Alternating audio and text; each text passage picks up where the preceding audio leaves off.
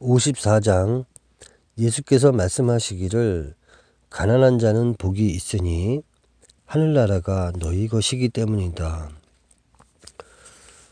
그렇죠. 부유한 자는 자신의 부유함을 알고 겸손할 수가 없습니다. 겸손할 수 없다는 것은 교만하다는 것이죠. 그러한 사람은 자신이 최고인 줄 알기 때문에 지혜를 갈구하지 않습니다. 그렇기 때문에 가난한 자는 복이 있으니 하늘나라가 너희 것이기 때문이다. 하늘나라의 엄청난 풍요를 누릴 수 있다는 그런 말씀입니다. 55장 예수께서 말씀하시기를 누구든지 그의 아버지와 그의 어머니를 미워하지 않으면 나를 따르는 자가 될 수 없다. 그리고 누구든지 그의 형제와 그의 자매를 미워하지 않고 나의 길에서 그 자신의 십자가를 짊어지지 않으면 내게 합당하지 않다.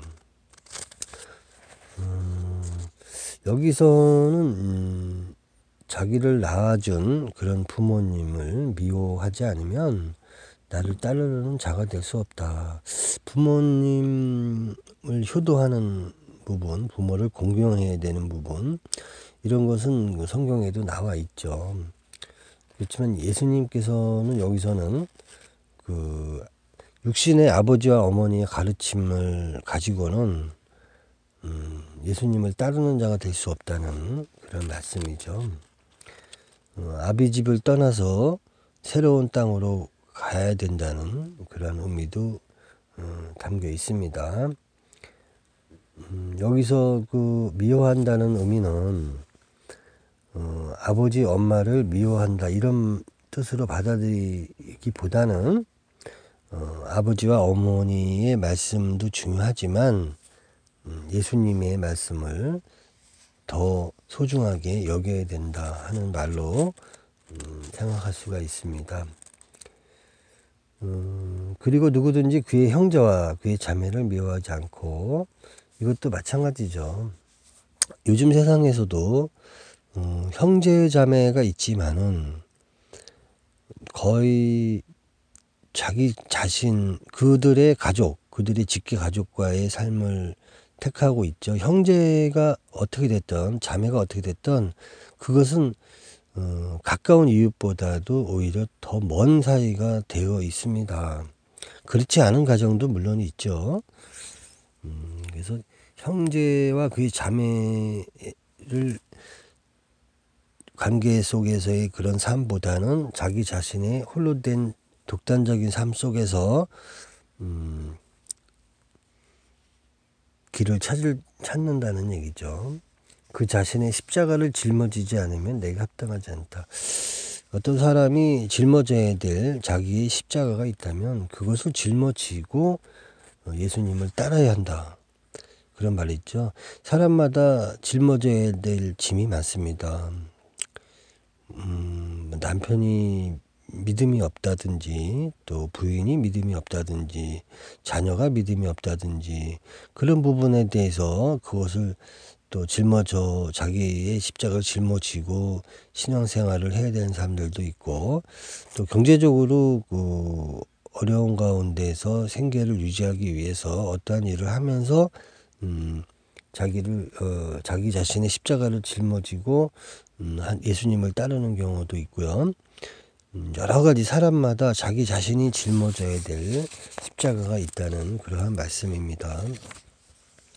56장 예수님께서 말씀하시기를 누구라도 이 세상을 알게 된 자는 시체를 발견한 자이다. 그리고 누구라도 시체를 발견한 자는 이 세상보다 더 가치 있다.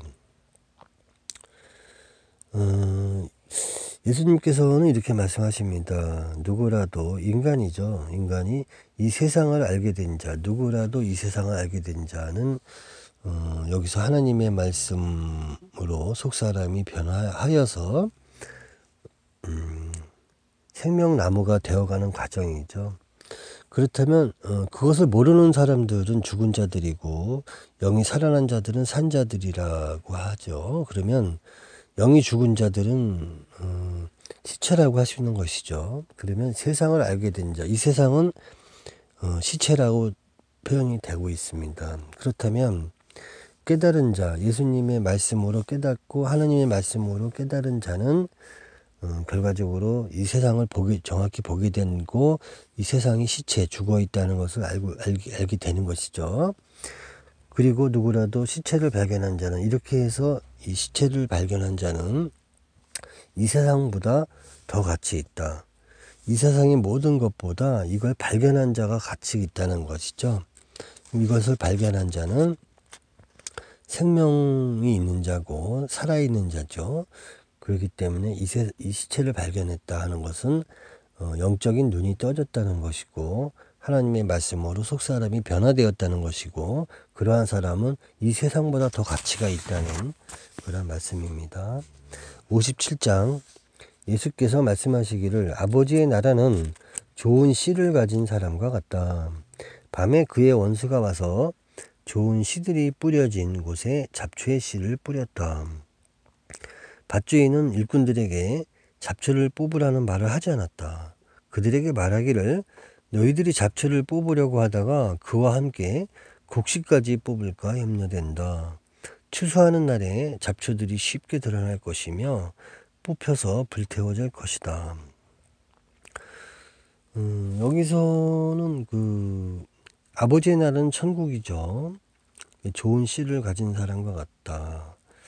예수님께서 이 좋은 씨, 하나님의 말씀이죠. 이 씨를 뿌리게 되죠. 인간 세상에. 또 아담 세계에 있었던 사단, 뱀이 이제 원수 개념이죠. 그건 구약 시대고요. 신약 시대에도 원수가 있는 거죠. 원수가 와서 좋은 씨들이 뿌려진 곳에 이러한 예수님의 밭이죠. 예수님의 밭, 예수님을 믿는 교회 이런 곳에 또 원수가 가라지를 뿌리는 거죠. 잡초의 씨, 가라지 씨를 뿌리게 되면 그러니까 교회 내에서도 하느님의 말씀으로 진정으로 아는 사람도 있고 그렇지 않고 사단의 말로 새겨진 사람들이 있는 것이죠. 그것이 잡초죠. 잡초의 씨를 뿌렸다. 밭주인은 일꾼들에게 잡초를 뽑으라는 말을 하지 않았다. 예수님은 재직자들이죠. 예수님은 제자들에게 잡초를 뽑으라는 말을 하지 않았죠. 그들에게 말하기를 잡초를 뽑으려다가 곡식까지 뽑을까 염려된다. 그래서 잡초를 솎아내는 과정에서 잘못하면 선한 그런 좋은 씨도 자라는 것을 뽑을까 염려된다. 추수하는 날에 잡초들이 쉽게 드러날 것이며 뽑혀서 불태워질 것이다. 여기서 추수하는 날은 씨를 뿌리고 추수하는 것이죠. 예수님께서 씨를 뿌리셨어요. 예수님 초림 때. 그러면 지금 2000년 동안 씨를 뿌리는 건 봄에 뿌리는 거죠. 2000년 동안 여름식이죠. 여름에 이제 봄, 여름을 거쳐서 이제 가을에 이제 추수하는 것이죠. 그럴 때는 예수님이 다시 오시는 때, 그때는 이제 예수님 재림이죠. 그때 추수하는 날에 잡초들이 쉽게 드러날 것이며 뽑혀서 불태워질 것이다. 그렇기 때문에 하나님의 말씀을 온전하게 알고 속사람이 변화된 그러한 사람들은 추수하는 날에 추수를 하게 되면 곡간에 드리는 거죠. 알곡들은 곡간에 드리고 그때 추수할 재림 때 가라지시 지옥의 자식들은 뽑혀서 불태워질 것이다. 결과적으로는 유황불이죠. 불태워진다는 것은 지옥에 가는 것이죠. 그렇기 때문에 추수하는 날이라는 것은 주 재림 심판 때에 선과 악의 구별과 심판이 있다는 것이죠. 58장 예수께서 말씀하시길 아픔을 겪고 생명을 발견한 자는 복되도다. 아픔을 겪고 생명을 발견한 자는 복되도다. 아픔을 여기서는 사람이 살다 보면 고통도 있고 역경도 있고 시련도 있고 그런 것으로 연단을 받게 됩니다. 그렇기 때문에 인간은 자기 자신을 이기는 것이 가장 힘들죠. 그래서 그러한 고통과 역경을 겪고 생명을 발견하게 되면 정말 하루하루가 기쁘고 즐겁고 행복하고, 그렇죠. 그것은 가진 것과는 상관이 없습니다.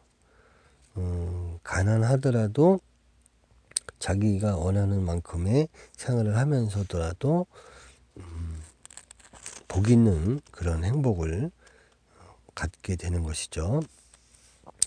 58장은 예수께서 말씀하시길 아픔을 겪고 생명을 발견한 자는 복되도다, 이렇게 말씀하십니다. 59장 예수께서 말씀하시기를 너희가 살아있는 동안 산 자를 주목하라. 그렇지 않으면 너희가 죽어서 아무리 그를 보고자 하여도 볼 수 없을 것이다. 그렇죠. 예수께서 말씀하시기를 너희가 살아있는 동안 산자, 산자는 여기서 예수님입니다. 너희가 살아있는 동안 산자를 주목하라. 예수님을 주목하라는 것이죠. 살아있는 동안 주목하지 않으면 너희가 죽어서 아무리 그를 보고자 해도 볼 수 없을 것이다. 이 말씀은 오늘날에서는 살아가면서 하느님의 시, 하느님의 말씀과 예수님의 시, 예수님의 말씀을 잘 새겨듣고 그것을 묵상하고 주야로 묵상하고 신앙생활을 했을 때 너희가 죽어서 예수님과 하느님을 만날 수 있다, 그런 말씀이죠. 그렇지 않으면 만약에 너희가 죽어서 현세를 살아가면서 신앙생활을 하지 않으면, 그렇지 않으면 너희가 죽어서 아무리 그를 보고자 만나고자 해도 볼 수 없을 것이다.